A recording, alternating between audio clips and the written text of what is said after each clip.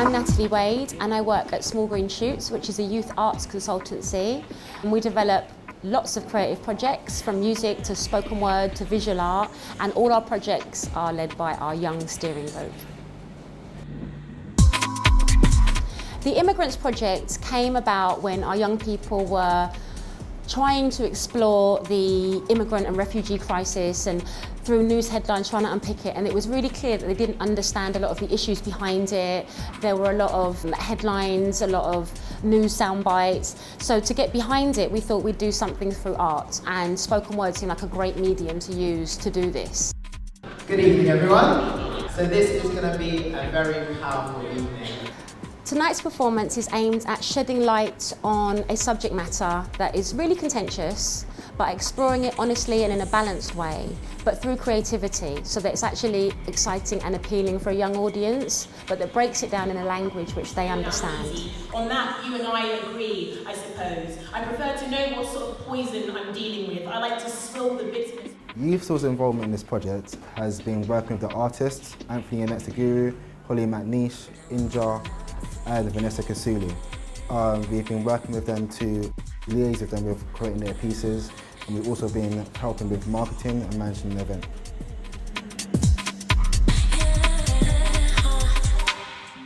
I wanted to be involved in it because I studied immigration for ages, and I just think it's possibly one of the most prejudiced topics in the UK at the moment. It's always challenging to do a commission because I normally just write poems when they come into my head. So to have someone ask me to write about a specific topic is sometimes a bit of a problem. But I just sat down and read a book. There's a book called Huddled Masses by an author called Katie Long, and I read it and then wanted to write a poem based on the ideas in that. I was really happy to become involved with this event just based on the fact of immigrants and immigration. I am the product of immigrants. I am the son of immigration. It's fundamental that young people are equipped with the ability to articulate their own experiences, their own thoughts, their philosophies, their insight in a way that supersedes the prosaic, and I think that's what poetry does. It offers young people a safe space in order to write about what it is that they feel affects them, upsets them, inspires them, and causes them to lament. I think that poetry is a tool that could be used throughout life. Refugee to Resident is the youth-focused element of this project. So they chose the elements of this project. They interviewed first-generation refugees. They explored the crisis themselves. They spoke to the charity Migrant Watch and did their own exploration.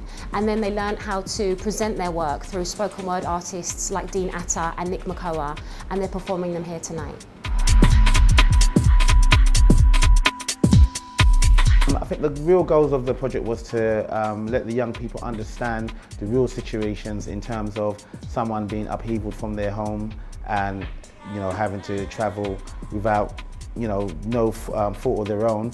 And I think they really truly got a real understanding of what a refugee is.